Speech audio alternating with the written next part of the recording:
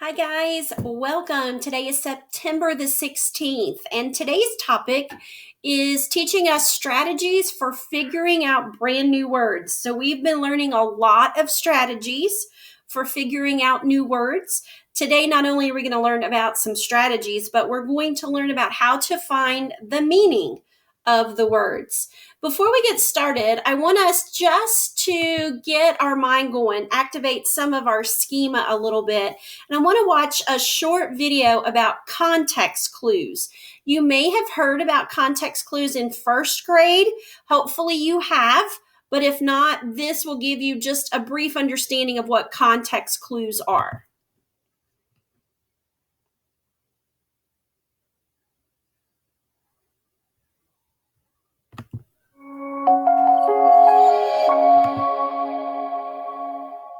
Have you ever been reading and come across a word for which you did not know the meaning? One strategy you can use to help determine the meaning of an unknown word is to look at the other words in the sentence. These other words, when used as clues, are called context clues. Let's start with the word tarocco. This is not a common word and may be unfamiliar to you. Now, let's look at the same word in the context of a sentence. I could see that the tarocco's feathers were brightly colored as it flew over my head. Using other words from the sentence as clues, we can now get a better idea of what the word tarocco means. Words from the sentence such as feathers and fly can be used as context clues to help us understand that a tarocco is probably a bird. Let's look at another word. This time, the word we will focus on is devoured. I was so hungry, I devoured the pizza in minutes. Which other words from this sentence help you better understand what the word devoured means? The words hungry, pizza, and minutes can be used as context clues to help you better understand that devoured means to eat something quickly. Awesome. So, as we're going through our reading, we are going to find some words and we're going to need to use those clues just like this video showed us so that we understand the meaning of the words.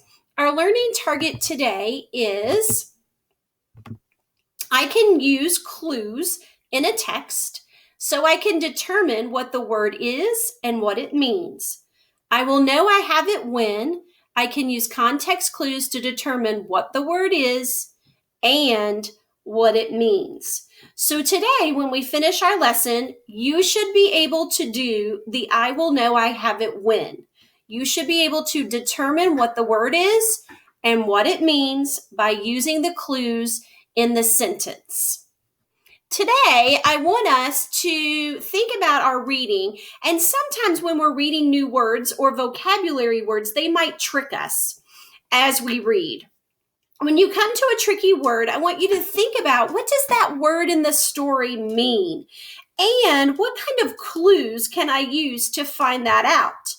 Let's look at a sentence together.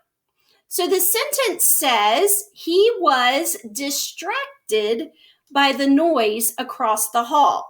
There are some clues to help us know what distracted means. The word noise and the word across the hall tells us that something was going on. There must have been a loud noise. And he was distracted. That means his attention was taken off of what he should be doing. Sometimes you can say the word, but sometimes you may not be sure what that word means. Use this sentence to help you figure out the word meanings. Sometimes you might need to use this sentence before the sentence the word is in, and maybe even the sentence after it to make sure that you understand it completely. This word is fixing. Now, fixing can have several different meanings. It doesn't just have one meaning. Let's look at this sentence.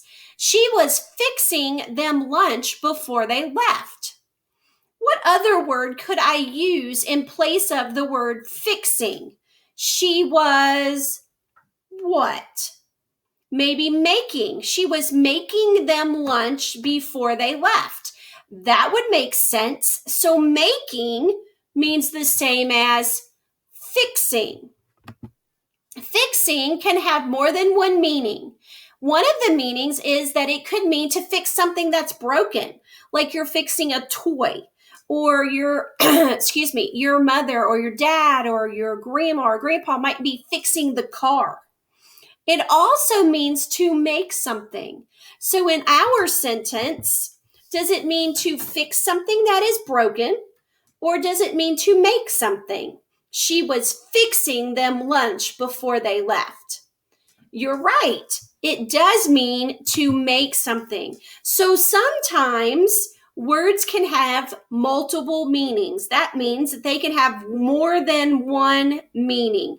And we have to read the sentence to try to figure out which meaning we need. Here are the strategies I want you to use. The first strategy I want you to use is I want you to picture the story and think about which word might make sense. Just like we did, we put a word in place of fixing, and the word that we put in place of fixing was making. And actually, that's what fixing means. It means to make. Another strategy you could use is replace the word with your guess to see if it would make sense in this sentence. She was making them lunch for the next day. Yes, it does make sense. So you can try both of those together to see if what you're thinking would really work in this sentence. Today, I want us to do some work together. Now, not only are we going to have a sentence, but we're going to have a picture. So the first thing I want you to do is look at the picture.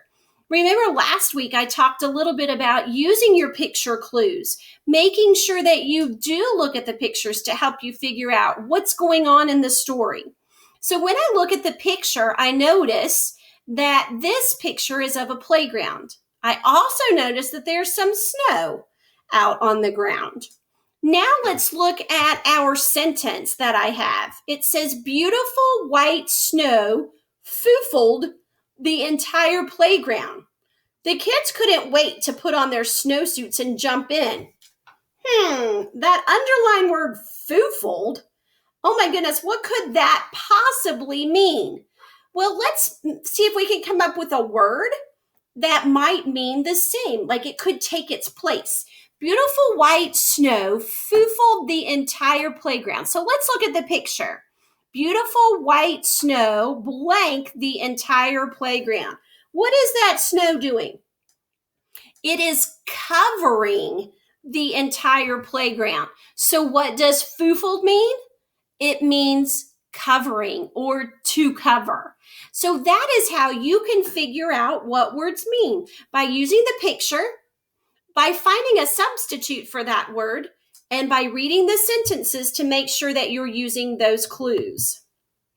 Here's the strategies again. Number one, picture the story and think of a word that would make sense. So we looked at the picture. We tried to find a word that would make sense. And then the second part of that is replace the word with your guess to see if it would work in this sentence. So we replaced our word with covered. So instead of foofled, let's put covered on the line. Beautiful white snow covered the entire playground. Does that make sense? Yes, it does. So we're sticking it in place of that word. Today, I want us to look at this context clue card. This card has a sentence on it, and we need to try to figure out, what does the underlined word mean? You're going to have some of these to do on your own for independent practice. You're going to get to pick, what do these words mean, by choosing A, B, or C in your independent practice. But I would like for us to do one together. It says, a rock will plummet to the bottom of a pot filled with water. So my first clue says, picture the story and what is happening. So here's a pot of water, and it says the rock will plummet to the bottom. So if I drop the rock in, it's going to do what to the bottom? Good. So is it A, it's going to have a puff of smoke to the bottom? Is it B, it's going to fall to the bottom? Or is it C, a place to boil water? You're right. It's going to fall. You could picture that going down into that pot. It's going to drop all the way to the bottom. You're correct. So now you're going to get some time to do some independent practice, and you're going to use cards just like this one, and you're going to try to figure out the meaning.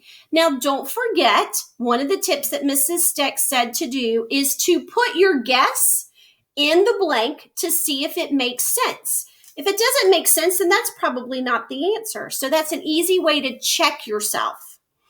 After you finish today, I want you to go to your Google form and do those slide cards. And then I also want you to take some time. Remember, we're up to 10 minutes of doing some reading by ourselves. You can use the books that Mrs. Steck has given you or other books that you have on your bookshelf. Today, I want you, when you get to a word that you're not sure of, I want you to use this strategy. I want you to look at the pictures. I want you to try to come up with a word that might mean the same. Stick it in the sentence to see if it makes sense. I also want you to practice the chunking and stretching strategy, where you're going to chunk each part of the word to see if you can sound it out correctly. Okay, make sure that you are still doing that, even though it is not a specific assignment. I still want you reading those 10 minutes. All right, let's look at our reflection. Today, I want you to think, was I a level 3? You know what? I got this. When Mrs. Steck was going over these sentences, I already knew a word in my head. And when she said it, it confirmed that I was correct. I can do this. That's a 3. If you're a level 2, you're starting to get it. You maybe just need a little bit more practice finding the context clues, and that's okay. Or maybe you're a level 1 and you need some more of my help. Maybe you're not sure what to do. We can get on and we can talk together during our reading meeting. So don't forget to hang out with me at the end and ask me any questions that you have about your assignment. Boys and girls, you guys have done a great job over these last couple of weeks, and I know that you will continue to do that. Don't forget, now's the time to go in and do your Google form and make sure that you hit submit and send that to me, or hit share and share that to my email address. I'll be talking to you guys soon. Have a great learning time.